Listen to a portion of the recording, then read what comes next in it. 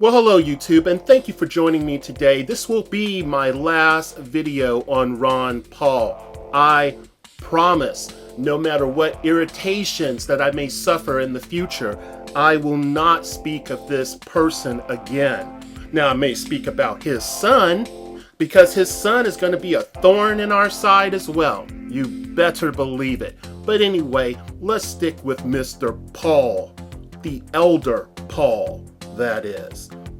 I had an inspiring chat with a minion, and I do mean extremist, an extreme Ron Paul supporter. Look, I don't have anything prepared, so stick with me. I will promise I will do all that I can to make it worth your while. But I have some closing remarks for my Paulites. Oh yes, I do. You know I do. I just love you guys so much. It was amusing that many people only focused on certain parts of my former video regarding Mr. Paul. I guess nothing else really mattered after they turned the switch off in their head. I expected the zany supporters to come out and harass me. This comes with the territory. In the video, I questioned if Ron Paul's fan base would care if it was proven he actually wrote the letters. Only one said he would care, but based on other comments that individual made, I doubt his claim was sincere. Now let's fast forward to another individual, a Mr. Aaron Freeman, who is of NPR. He's a commentator. Let's dwell in the sphere of delusional rhetoric that he has espoused, shall we? Quote, even if Ron Paul had written racist stuff in the 80s, it'll be easy to forgive it now because we can see that when it comes to racism, everything is getting better. Freeman made this statement in the Huffington Post. He also stated, why be mad at someone today when you know that in a few years they'll probably be your comrade in celebrating the next leap forward for civil rights? Now I can put away this piece of paper that I wrote this on. Alright, I hope I didn't butcher that too much, but let's continue. So, Mr. Freeman believes the public is stupid enough to buy his limp dick reasoning. You declare it would be easy to forgive because you deem that everything within America is improving and this is good enough. I am sure if these comments were made against members of the Jewish nation, well, they would probably beat you with the Star of David if you offered this bunk. And yes, that was hyperbole, and I hope it drove the message home. Well, are things advancing in a positive direction? That is the question. On some issues, it is. And on other concerns, I submit for your consideration that former progress is regressing.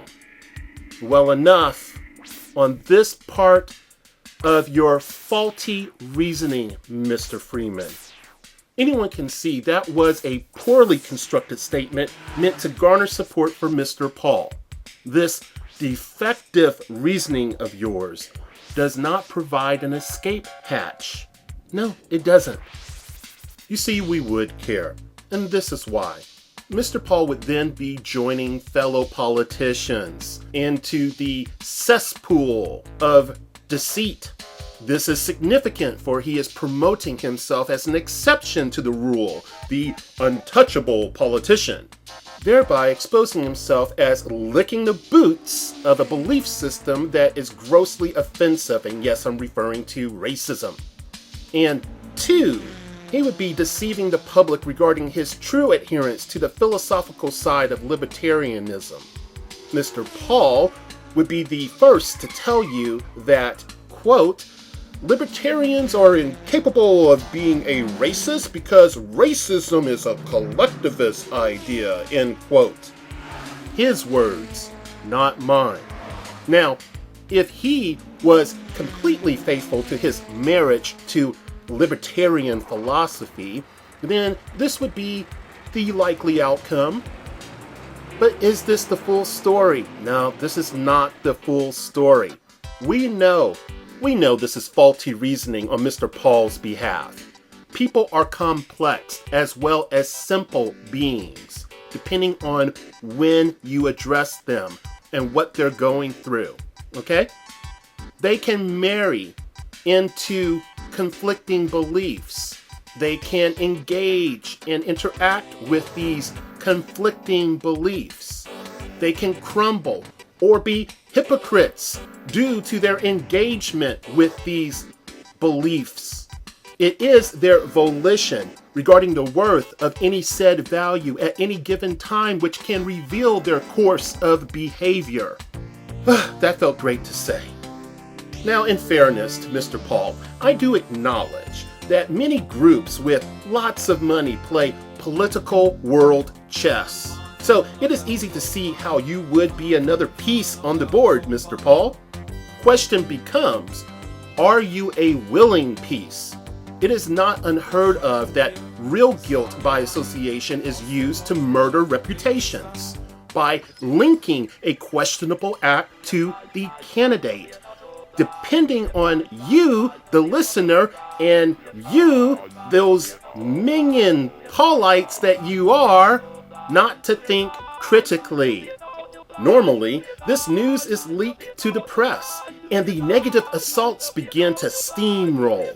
Problem is, we have no record of Mr. Paul returning all donations. We have no record of him refusing to play ball, or him declaring that these vile sorts are not welcome to support him. Not really, because without him returning the donations, without him taking a firm stance and putting them in their place, well, everything else he has done instead really means nothing. It's empty. It's zilch.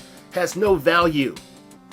I know, I piss off people because I will not yield to the lesser of two evils on the political playground that I continue to think for myself and not submit to the legend. I am not alone, by the way. The reality of the neo-feudalism is this, minions. What you hope you would receive from Mr. Paul as president is not what you would end up with. I'm so sorry. If he was president, there would be no end of war. Even if Mr. Paul was genuine, the USA already appears to be in the making of a third world war before the start of the actual presidential election. So what could Mr. Paul do if that's the case? War makes people money. It is a money-making machine. People are inclined to protect their interest. Paul would be shut down like a bad hand in poker before it's even played. If he had any valuable points that would turn the current rulers on their head, he would be eliminated. Off, killed, whacked. You forget President Kennedy, don't ya?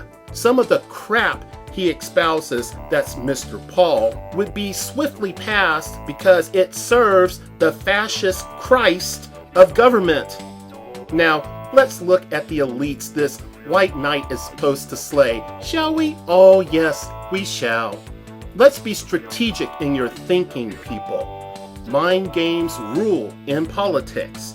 Have you ever considered that by allowing Mr. Paul to be elected, that it would reinforce the idea that politics actually provides real solutions to mankind's enslavement problems?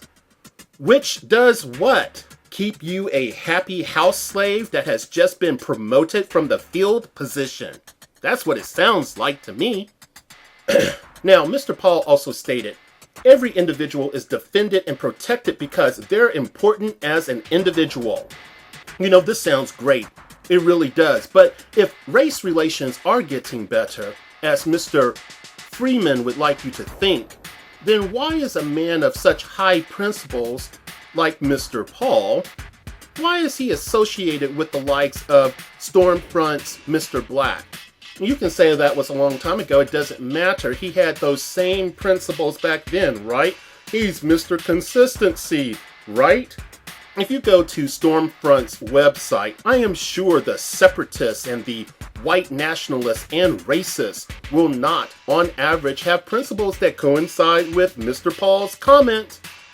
Why would Mr. Paul associate over all these years with the likes of Mr. Black, a former Klansman, by the way, and a member of the American Nazi Party?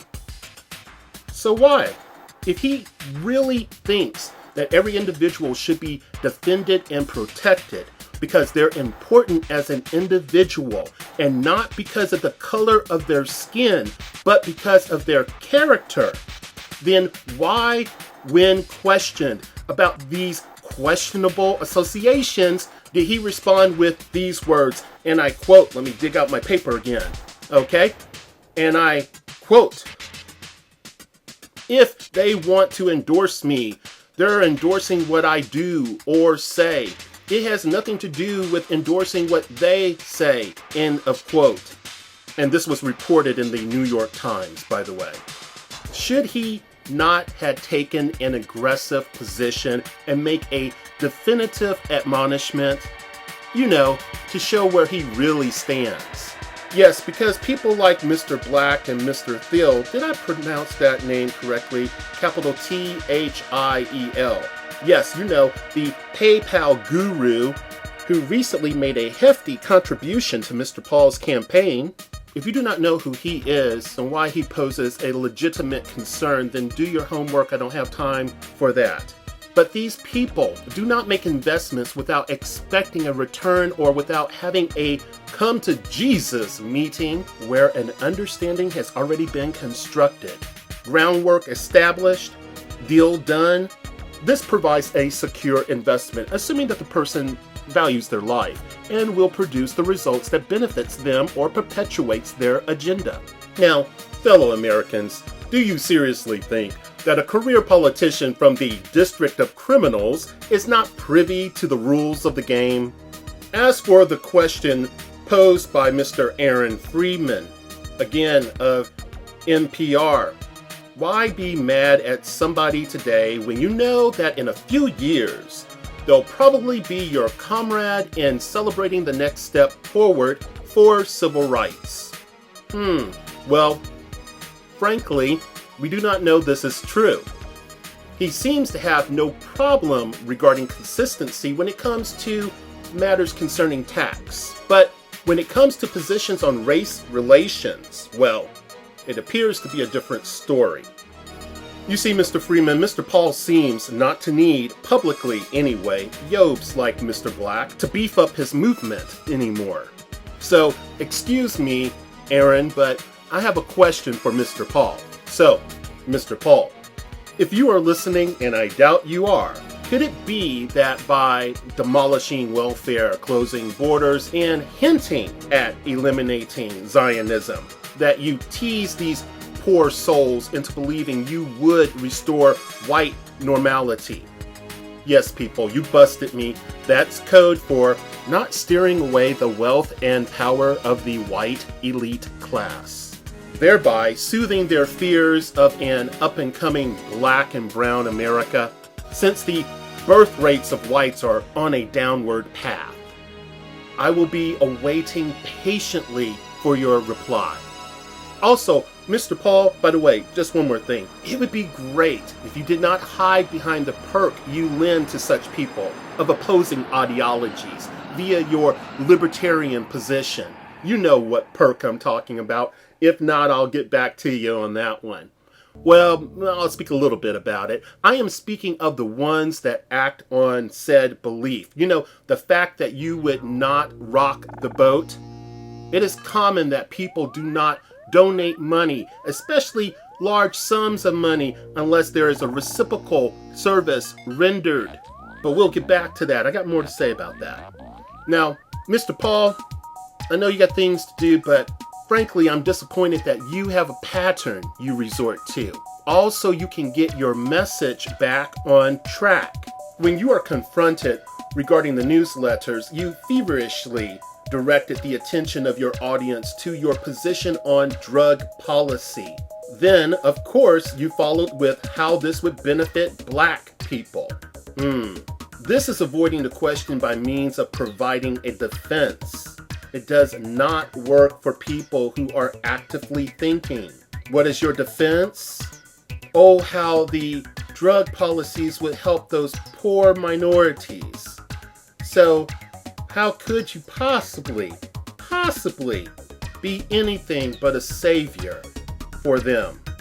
Now, back to my subscribers, and thank you for allowing me to vent to Mr. Paul. You know, talking a good game is a requirement for any career politician.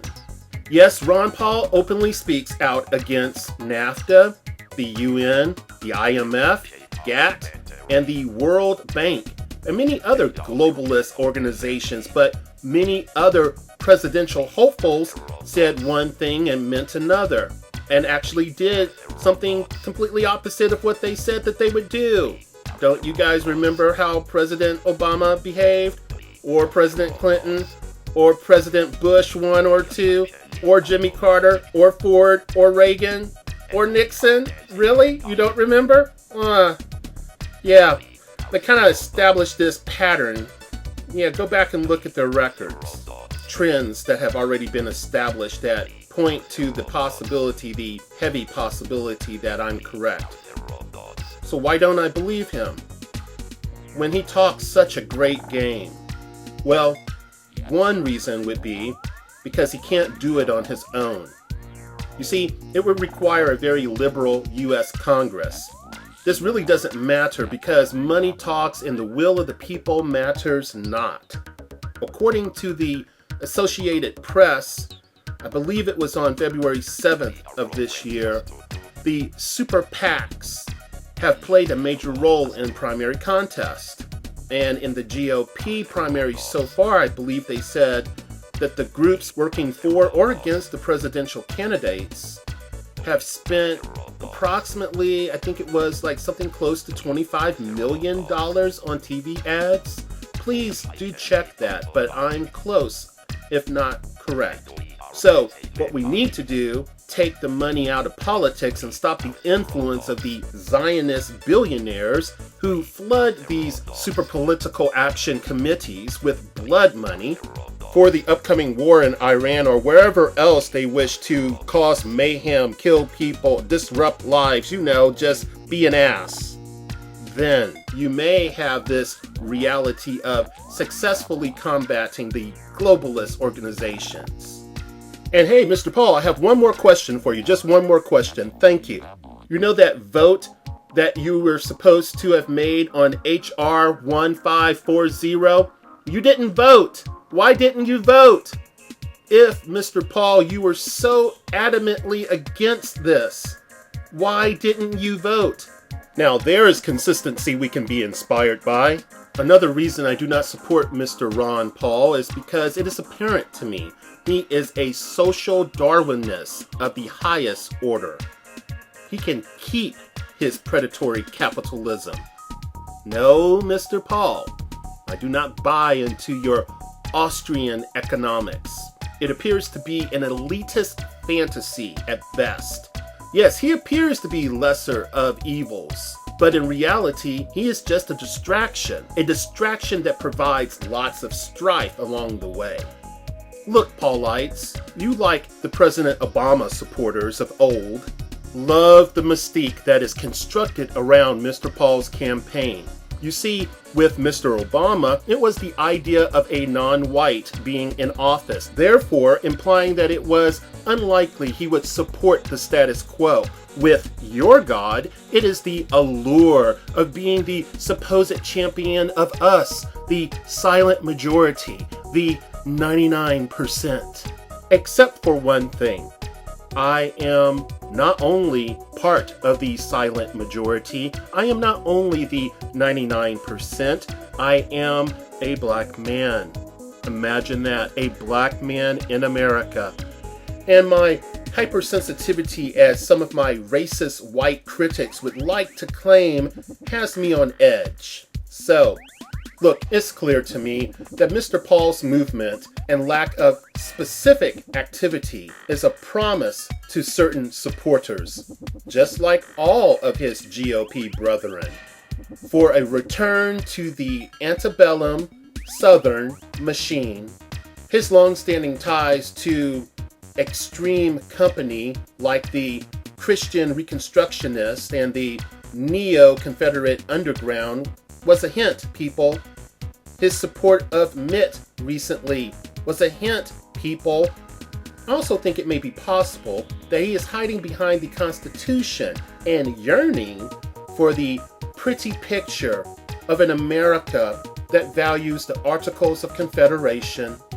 Well, it just isn't proper unless we have God's natural laws, the natural order of things, and especially natural hierarchies, because we got to keep our foot on their neck. They have to know their place.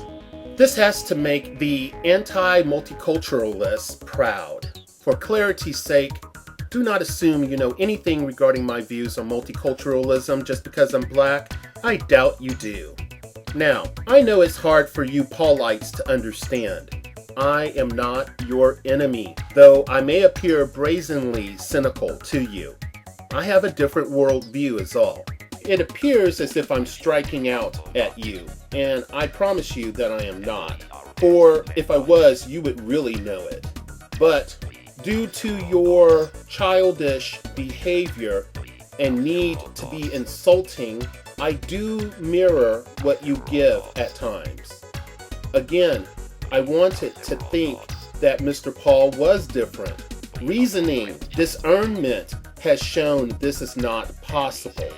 If you want change which is positive for all Americans and not to be a fawning dependent of the state, then instead of holding elections, what about holding trials? How about training and paying unemployed people to go through all of those classified records at the Fed, UN, and other alphabet agencies and demand that they are as transparent as they can be without breaching national security. Now, that would make life better for all of us. Do you hear Ron Paul advocating this? No, you do not. Though I know Mr. Paul will never get elected, I could not stay silent regarding him. It really pisses me off how he can be such a clever scam artist, and all under the umbrella of individualism. If Mr. Paul's platform was allowed, it would not only lead to further deconstruction and highly concealed predation of blue-collar workers, it would for sure change America as we know it for the worse. Now back to what I hope to be more meaningful conversation. Thank you for listening. Oh, I forgot. Wait a minute. Hold up. Don't go anywhere. When I made my first Ron Paul video, I stated I do not know if he is a racist. Later, I was questioned by an extreme minion supporter of his if I thought he was a racist. Now, I said in my video I do not know. So that should have been answer enough for him. But it didn't appear to be. He probably didn't watch the video. So, look, not everything revolves around race. I never claimed it did, but I will tell you what I think he is. From years of observation, not just a few months. I think he is a civil libertarian that is just like those Tennessee Tea Party members that want to change history. Except he wants to change history in a different way. He doesn't select that path. He knows that that would produce a steaming hot mess for him to clean up. So he rather travel down the paternalistic Southern conservative route, where under the guise of individualism and libertarianism, which is turning me off more and more each day, I must admit, he dreams of breaking down the federal government so those civil rights can be done away with for good. That's what I really think. That's my opinion, and I'm sticking with it. After all, for Mr. Paul, the Constitution is like a second Bible. So I am sure he would support, for now, my right to express dissent. Now, that's all. Thank you for listening.